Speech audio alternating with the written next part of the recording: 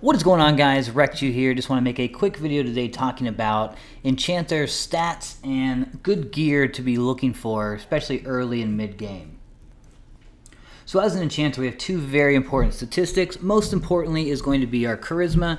Secondly is going to be our Intelligence. Now, as an Enchanter, Charisma plays a role in pretty much all our main spells, our Mesmerizes, our Lulls, our Charms. When it comes to determining how long your charm's going to last, how often you're going to get resisted, and how often you're going to get critical resisted, and things like that, there's three main factors. First off, it's your level compared to the enemies. If you're a higher level than the enemy, you're going to have a better chance of things sticking. If the enemy's a higher level than you, then they are going to probably resist more often, as you've probably seen if you've ever taken on any yellows or reds and things like that. Secondly comes the magic resistance, and this is why our Tashan series is so powerful and important for us to use every fight, because we drop that magic resistance, our spells stick more often, and we have better fights. Then thirdly in that equation comes our Charisma. The higher your Charisma is, the longer those charms will last, the better those mezzes will stick, and the less likely you'll get a critical resist on those lulls. So our main goal is to max out both our Charisma and Intelligence if possible. And by maxing out, I mean reaching 255 in each of these statistics. Now that's pretty hard in mid and early game. Late game it becomes much more easier, but we're going to be talking mostly about that early and mid game to try and give you the best chance and be the most powerful Enchanter you possibly can without having to spend too much platinum and break the bank on it. Now, Intelligence, our second most important stat, that determines our mana pool. So the more intelligence you have, the more mana you have. Now, as an Enchanter, that is important in the early and mid game, but as you get to the late game, we have a lot of great mana spells. So obviously, we have the best mana regen in the game. And then secondly, we have things like Theft of Thought, where I can drain an enemy's mana and give it to myself. I'm finding it very hard almost to run out of mana in fights, unless I'm just like pulling 4 or 5 enemies at a time or something along those lines. So our main goal in the beginning there is to get as much Charisma as we possibly can. Try and max that out first, and then secondly, work on that Intelligence. Now, in Everquest, this game, a lot of gear out there has high Intelligence boosts, but there's not so much gear out there that has high Charisma boosts. So you're going to have a harder time maxing out that Charisma rather than Intelligence. And this is why your opening race, the race you choose, is going to be important to help you min-max out your character. Now, the best race to choose for an Enchanter is going to be a High Elf, because they start out with high Charisma. They also have a really high Intelligence pool. Now, when you start out creating your character, you get 30 skill points you can put into any of your stats there. Now, I made the mistake of putting 25 into Intelligence because I hadn't played the game in 20 years when I started this character, and I didn't do any research beforehand, so I didn't really think about or know exactly how important Charisma is. And if you just think about any other game out there, typically Charisma is the dumbest stat point you can put anything into. So I made that mistake of putting 25 points into Intelligence, and I put 5 points into Stamina. Now, ideally, you're starting your High Elf race out. You're going to put 25 points into Charisma, and then I would say 5 points into Intelligence or Stamina, whichever it is. When you get to late game, level 60, 5 points in Stamina is not going to be much hit points added to your total pool. So it's not that big of a deal, and it doesn't really help out leveling too much. More so focus on Charisma and Intelligence. Now, when you're going out, you want to find gear ASAP, and this game can be a little tough to start getting geared. It takes a little bit later on, unless you have some money from another character and you can twink out your Enchanter or something. But what I did is I would go and I opened up the Wiki. Where are we at here? The Everquest P99 Wiki, and you can go to Enchanter Equipment. Now in this section you're going to be able to search all the different gear that fits into each slot for your Enchanter, and then we can go ahead and put that. So if we click on the arms, we'll be able to see exactly what pieces have what. We can put it in order of what has the most Charisma, and then find something that fits your budget. Now, much on the top here, like I said, endgame gear has big boost in Charisma and Intelligence. So when you start to fight Temple of Vishan, you start doing the high-end Plane of Air Quest and all that type of stuff, you're going to get this really high-end gear. That this one has 15 Charisma, 15 Intelligence, like big boost to your pool. cool. But starting out, we typically don't have much money, and we have to kind of make ourselves just kind of work at adding little pieces one at a time there. So I've gone through each slot here, and I've looked at some of the best pieces that I focused on early on, and the total to completely gear your character with all the pieces I'm showing here, it costs roughly 3,000 platinum total. And obviously I rounded up to kind of make it easier, so you might find better deals. You can obviously negotiate, maybe you trade items, but you can get all this gear fairly easily. Now, Gators, some of the pieces out there, until you get to high end, they're not going to have really great charisma boosts. And the Gator scale sleeves here are one example. So if you don't have pieces that have good charisma boosts, we're looking for intelligence boost. And then behind that, we're looking for things that have plus mana and plus hit points, and then plus our resistances. Those are going to be the most important things for us, especially if we're soloing.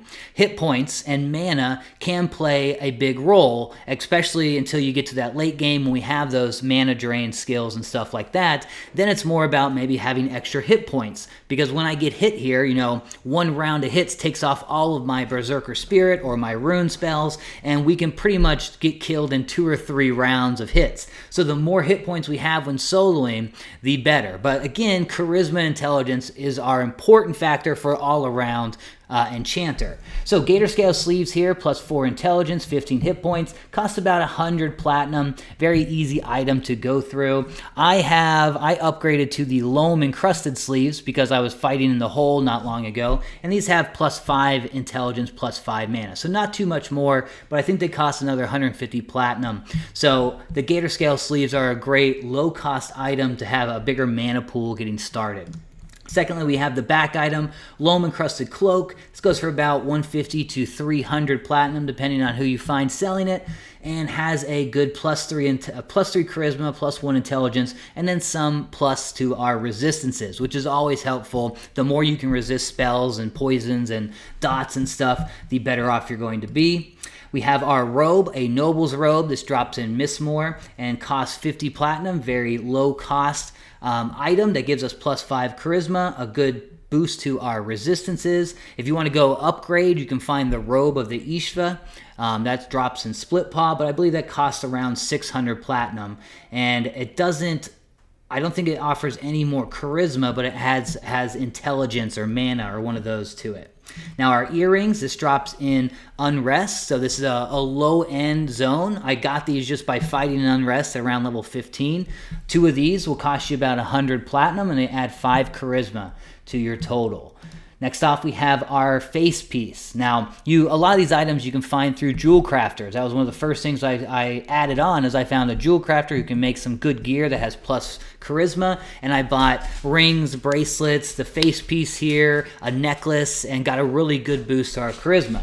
Now, we have different levels of these jewel crafted gear. So this one's the top one with plus 9 charisma, but there is a plus 7 one. I believe there's a plus 5 one. That would be even cheaper. But this is only about 200 platinum, so not too bad as well. Our shoes here, Loam Encrusted Line shoes, seem to be our best bet with plus 8 charisma, plus 15 mana, and plus 10 to our poison save. And it costs about 150 to 300 platinum as well. Here's some rings that can be jewel craft. Costs only about 100, 120 platinum each. You're buying 2s usually until you get your Goblin Gazugi ring, which costs a good 5, 6, 7,000 platinum.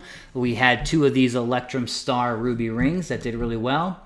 Next off, we have our gloves, the incandescent line. There's 3 pieces: gloves, a face mask, and something else. Can't remember, maybe shoes. But they are quests that we can do around level 25, 30. So you can do the quest if you don't want to pay out the platinum. Which is not too bad. Very simple quests to kind of accomplish. And if you don't want to do the quest and just buy them out in East Commonlands, about 200 platinum will get you that little boost. Now, Chardock just got an update, so they're at Chardock 2.0, and now a lot of new gear is dropping from there. And I know the Ixar skin gloves are something I want to upgrade to. That only costs about 250 platinum, and it gives us a little bit bigger boost in charisma with the plus 5, and plus the intelligence and mana is always nice as well. Now our hat, we have the Loam Encrusted cap. The Loam Encrusted is a pretty solid caster gear that mid-level, mid-range caster gear that you're going to find in the hole. Pretty much when I was grinding there at 51, as you can see in my recent video, we had a lot of loam encrusted pieces drop, and I was able to upgrade things I hadn't already bought before. So this is a solid one for about 150 to 200 plat you can get for your headpiece. We have Drake hide leggings, only about 50 platinum to 100 plat. Drops in Soul A, gives us another 5 charisma. We have our necklace here with a +9. This is another jewel crafted piece. Only costs about 100 platinum there. Now our shoulder piece, again a loam encrusted piece, a loam encrusted amice. Only about probably 200 platinum to get this one, and it gives us not charisma, but it has the intelligence and the mana boost. Next off we have our waist piece, the braided cinch cord. Again, not many charisma plus items for the waist piece out there until you get to the high end game. So we have the braided cinch cord here, gives +4 intelligence, +8 hit points. A little bit more expensive than the other pieces at 300 platinum. I think this is one of the last pieces I ended up buying in the opening set here. Now our bracelets, we have the golden cat eye bracelet, +7 charisma, pretty cheap, 50 to 100 platinum. And then like I said, Chardock 2.0 just came out. We have the Sarnak bracers of honor, I believe they're called. Yeah, let's go ahead. These are new drop now. You'll be able to find in East Commonlands since they did the update. +10 charisma, +10 hit points. Costs about 750 platinum. So that mid-level, mid-cost range. Now the Rod of Insidious Glamour. This is another quest that you can do. I did the quest to get this instead of bought the piece. If you want to just go to East Commonlands, costs about 600 platinum to get this piece, but it gives us 12 charisma and then the instant cast of Alliance. So every time I'm doing that global cooldown reset in between every spell I cast, I'm casting this Alliance effect from our Rod of Insidious Glory. Or Glamour. And you can also find the Shrunken Goblin earring or whatever does the same effect. Some enchanters prefer that over the Rod of Insidious Glamour, but I like the Rod because it also gives us a 12 charisma. Then we have the second item, secondary piece, the Crude Stain. This drops from guards in Ogok. So I saw pretty much 1,000 of these drop for me when I was killing guards in Ogok, but they only cost about 25 to 50 platinum. So I bought this. It was one of the first things I bought. It has a 1 charge of minor healing, which I still have not used on mine, I don't believe. Maybe. No, I still haven't used it, so that's all good. But it gives us a 15 charisma boost and a 10 stamina, so the extra hit points is always nice as well. And then in our range slot, we're going with the Sarnak Ceremonial Dagger, which gives us some wisdom and intelligence. We don't have any low-end charisma boosting range items out there, but this again is only about 50 platinum. So with all those items I just showed you guys, we're going to be able to add around, I don't know how much charisma total, but total cost rounding up on what these ranges are is going to be about 3,000 platinum. So not too bad to gear out your character completely and get you at least over that 200 charisma mark, that soft cap of the 200 point. Now, what's really great about an Enchanter is that we also have those spells that boost our proper stats. So right now you've been seeing me using Adorning Grace, which adds I think like 40, 45 charisma. Let me drop this off, see what I'm at. 248, 208. So it adds 40 charisma to my total there. Now at level, 56, we get the next upgrade of that, Overwhelming Splendor, which adds 50 charisma. So what I really need to be thinking about is I only need to have a base of 205 charisma once I get that spell, because that spell will add 50 and allow us to hit that hard cap of 255 charisma. So my focus right now is getting intelligence items, plus mana items, and plus hit point items, and then also our magic and resist and things like that. So guys, that is pretty much a basic overview of the mid-level and early game Enchanter statistics and gear. The sooner you get that charisma up, the easier time you're going to have. At my current charisma level of almost 250, we rarely see a critical resist on lulls, and of course that really has to do again with those other two factors as well. The level range is going to be one of the most important factors for your spells sticking and not getting resisted, and your charms holding. So always be fighting enemies below you. If you're charming, it's often very much advised to charm enemies 5 to 10 levels below you, and then you can haste and slow your enemy and stuff like that to kind of even out the fight. But from here on out, we're going to be just kind of getting that high-end gear to really add those big boosts, and we can start taking out some of these low-end gear and replace it with other things that we might need. So guys, hopefully you enjoyed this one. Any questions or comments, feel free to do so below. Don't forget to subscribe to the channel, like the video, and thank you so much for watching. Have a great one.